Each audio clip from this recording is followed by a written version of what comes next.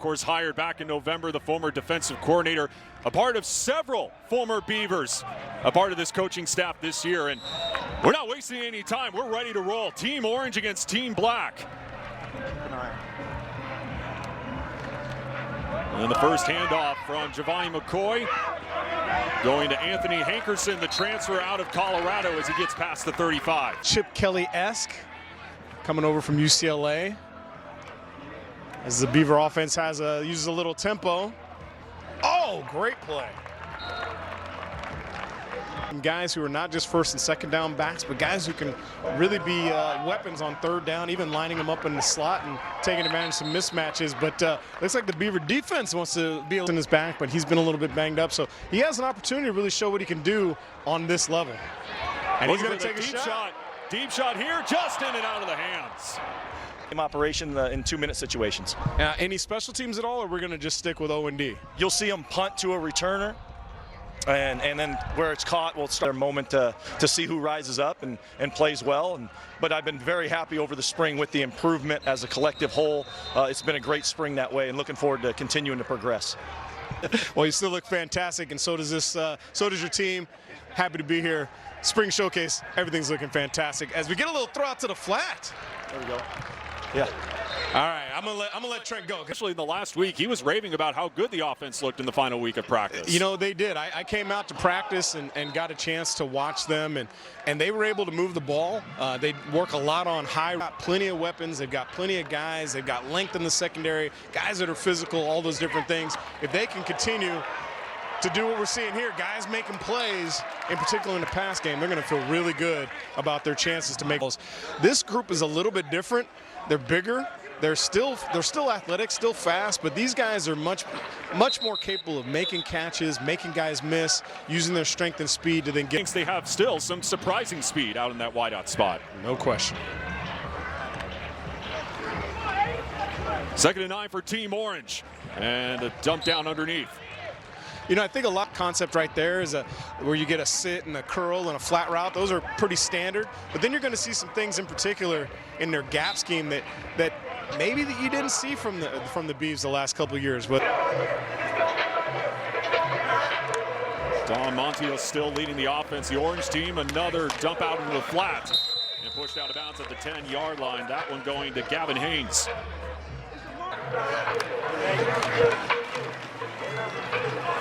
Drop back on the slant, breaking away from one tackle, still on his feet. And past the 10-yard line, and boy, the Orange team continues to move up. Now, everything's tighter, so let's see how those windows open up and if they can convert and turn these into points, and it looks like the defense made a play. Now trying to go to Zach Card once again, the Orange team, so now 4th down. You know, again, the reason that all these teams spend so much time practicing this stuff down the red zone, because again, a fade is not a fade anymore. those slants aren't. It's not the same when you don't have 30 yards to throw. You only have really, 15 to 20 until you get to the back of the. You know, still have to work on understanding or your timing with your throws, and you need to be able to do something. And talk about in and out. You got it out of the hands. Yeah, there already. He's got a cannon of an arm. Well, now back to the ground game. And here's a guy that Beaver fans are ecstatic is back. So excited to see him back here on the sideline in Corvallis. Johnson with nowhere to go. Yeah, that's another thing this Oregon State coaching staff has kind of praised about this run. See a whole lot of exotic ways to get to the quarterback, but you will see this, and this is what we're talking about, screen game, out to the flat. Yep, and a great way to break that pressure is with the screen game. And there it is again. Yep. Throckmorton just has to get rid of it. They'd still love to add, but they really feel good about, in particular down the middle, with Ulu and some of those guys in the middle. They're 2 middle linebackers they feel solid about. I mean, if you think about it, the last couple of years, and join the staff here in Corvallis. Yeah, got the opportunity here, and with him playing here at Reser Stadium, as that one is incomplete. The big thing for him, between playing and coaching and some things, he wants to keep that going, and obviously this being a great place to raise a family and continue to coach. And he said the team has definitely felt it. You know, they know when someone is really genuine, and they want to continue again with that tradition of being a top 25 program the last couple of seasons, as J.M. Griffin with a big run for Team Black. And offensive line coach Kyle DeVan even said he had his wedding reception here at Reser Stadium. So that just shows you the love that they have for Corvallis as well as this program. And tripped up at the 40-yard line once again going to J.M. McCoy has shown during his time at Idaho that he does have wheels, but they'll hand it off to Griffin again. And he'll get stopped just short of that first down marker. Now, again, as we head into the quarter, what a great way to start all those things. You come for the swag. Clearly for the swag, because we got what other D coordinators rolling around in some Jordan 1s as we get a throw right in front of us. To be back here now, you've been back here a few times, but now as a defensive coordinator, how's it feel kind of just being back at a place that you definitely call home? You know, it feels really good just because former football players, fans, proud of the product that's been on the field, and you know, Trent's done a great job, and I'm just thankful for this, and glad that I have this opportunity to go out there and lead these men in this program. I hope so. I hope so. All right, check, release it to the flat. There we go, get it on the ground. Good, nice job. That's a good 3 and out right there. There you go, well done. You know what, in a lot of other formats, you'd have got points for that. Lineman assignment and technique. Well, speaking of guys getting better, who are some of the guys who've impressed you? Because you're familiar with some of the guys who were here, but let's be honest, you've been doing your own thing at the NFL level, and who are some of the guys who've stood out to you so far from the defensive side of the ball? Them to get better. And they know the defense. Coach Chance and I, and then Coach Tuiaki, we've all been in there, and we'll be like, okay, in some regards, we're hearing from them, and they're teaching us some of the nuances of the defense. And then, true to form, like everything, I just get told, no, you can't do that. I got to lock into the personnel I got on the damn field. Well, for those at home who heard him, by the way, he was talking about 12 personnel. That the way that so you know, between you and Gundy, I know you're still trying to see if you can light him up. Well, in other practices, yes. In other practices, yes. But today, it's about that. I'm sorry. You asked me that one more time. I said, is it a one team who wins gets steak and the other gets hot dogs, or is everybody a winner by the end of the day? You know, that's a good question. We didn't even talk about that. All right, let's keep in calls. I did not name anything after any women's names. That I knew. That's a rookie mistake right there. I would hope so. No, no, you can't do. Front is right, and over you'll hear a call like over 4 bear. Right, so the first thing that you're hearing is what front you want the linebackers and defensive line in. Then the second number may be the second thing, especially when you're. But it's something that's kind of a bread and butter call for us. So we're going to just make it simple, and we're going to give you a one-word call that means this entire thing. And that's kind of how you lay it out a lot of times. Coach kind of mentioned it with Skylar Thomas, such a big return for Oregon State in that secondary at that DB spot.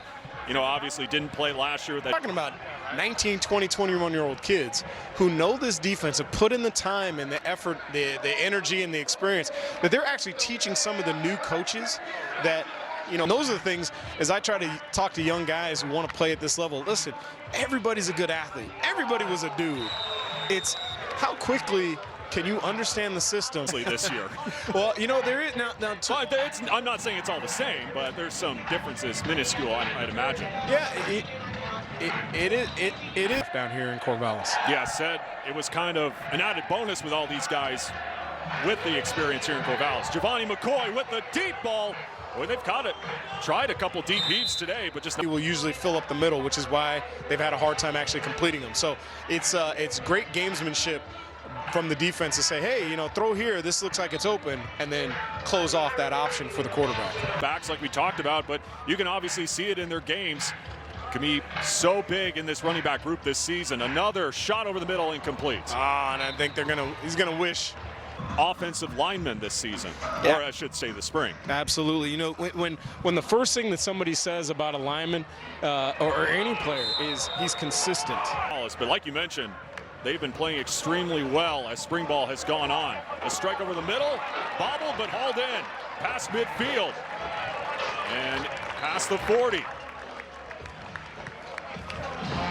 And campaign, where do they get that production in that tight end room? And one big change that we could expect from that tight end group. They're going to be used more in the passing game this season. Absolutely. And the only way to do that is get him on the field. And, you know, again, Zona, that he's incorporated in this offense. But one thing he really wants to do is use those tight ends. They create such mismatches. And there's another opportunity just wide on the throw. But use 5-yarder here for an attempt. Yeah, the senior will try to boot it through here. Got the leg, but wide left. It was the laces. It was to do without showing all the cards to the teams that they're going to be playing early on in the fall. Jabari Johnson, he's got wheels. We've seen that as he'll get to the 41-yard line. Alice looking to make a big name for himself in the orange and black. Yeah, he's one of those guys that they talk about has big arm talent. And so, as Coach Gunderson said, like 3rd down and 4. Johnson with an eternity in the pocket, now leaves, still surveying. And once again, using his feet. Now this is where it always gets interesting in the spring, right? The quarterback says he would. 2 seasons ago, you got a pretty good quarterback battle going on here this spring and heading into fall camp. Yeah, no question. And look, I know we talked about, one of the greatest adverbs or adjectives that you could use is that when he's at the helm, because they know that he's proven that he can do it at this level. Johnson again eludes the pocket, gets to about some momentum, and the biggest things that he wanted to work on, he said he needs to get better at making plays outside the pocket and cutting down on those turnovers by not trying to kind of play hero ball a little bit and just hitting the check down receiver. So a little under 90 ticks left in this second quarter. Yeah, the offenses for both Team Orange and Team Black just haven't been able to do much here in this first half. I'll tell you what,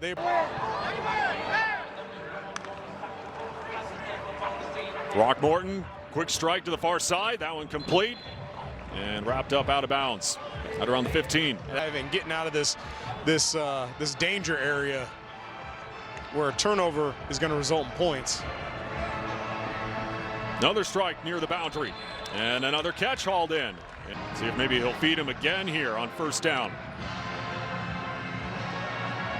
Pocket collapsing, being chased and pursued, and touched at the 20. And that's one of those situations, again, where Coach Gunderson's going to say, hey, man, throw the ball away. Throckmorton is, hey, get that ball out of your hands, will you? He'll get it out here, but out of bounds. Long situation, and we'll see if they're able to have a guy make a play. They'll keep it on the ground here. Nowhere to go. But it looks like going in a half, we'll be at 3-0. We'll see if the offense continues to take those shots and can take advantage of any of those one-on-one opportunities. Yeah, Team Orange will go into halftime, like you said, with a 3-0 lead. Here in the first spring showcase of the Trent Bray era. When times are hard, and it definitely is right now at Oregon State, but you can feel it with Beaver Faithful, the Beaver Nation, just how much they are backing this program. They're backing Oregon State athletics because, they want to put their stamp on things. There's no question about it. Here is, this is going to be business as usual. We're going to continue to win as usual. We're going to continue to put it on people as usual. This is not, there's nothing tough about this. The only thing that's tough is if you got to come here and play the spring game. Couldn't find parking.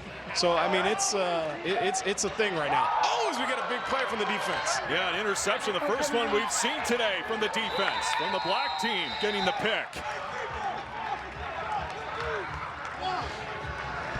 And as John Miller gets the pick. I tell you what, one of my things from my days at old Pac-12 Network, sitting in a touchdown room with Eric Allen, Nige, tips and overthrows, and we saw the defensive line get a great tip, which then threw off the pass and the big interception. All right, make sure we stay in field goal range. Let's see if we can be smart with the football, not turn it back over, and make something happen. And a strike to the near side, incomplete. And that's one of those situations. But it always ends up on the quarterback stats. That's why they always say it's never as good or as bad as you think. As Mr. Hankerson finds his way matriculating towards the end zone, and another 1st down.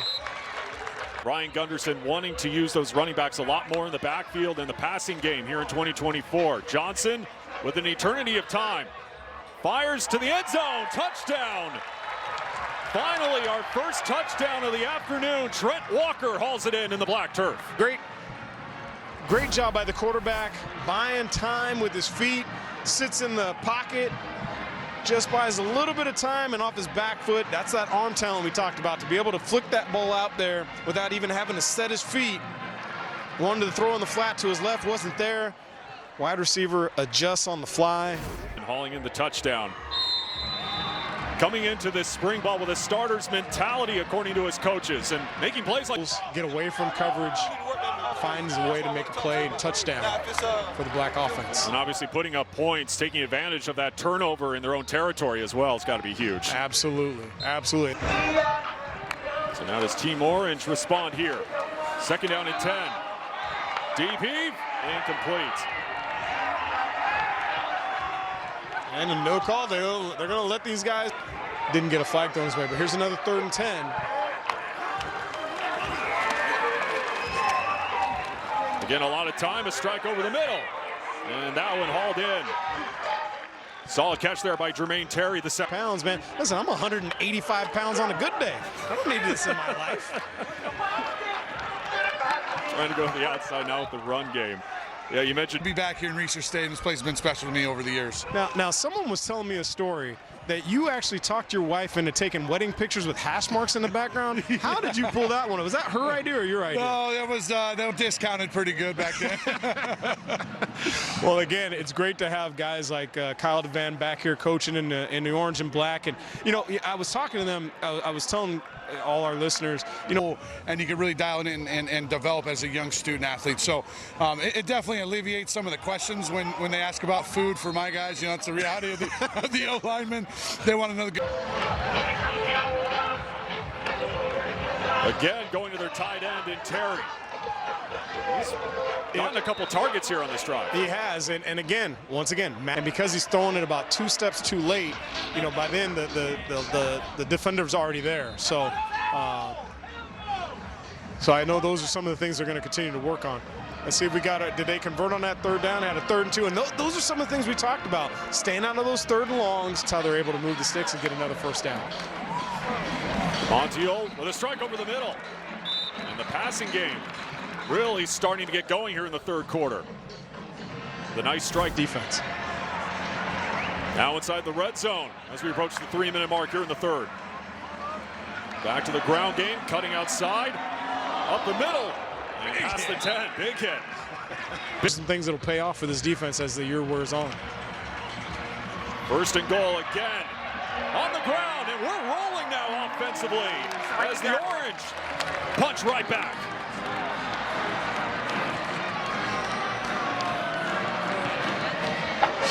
Deontay Navarrete scores.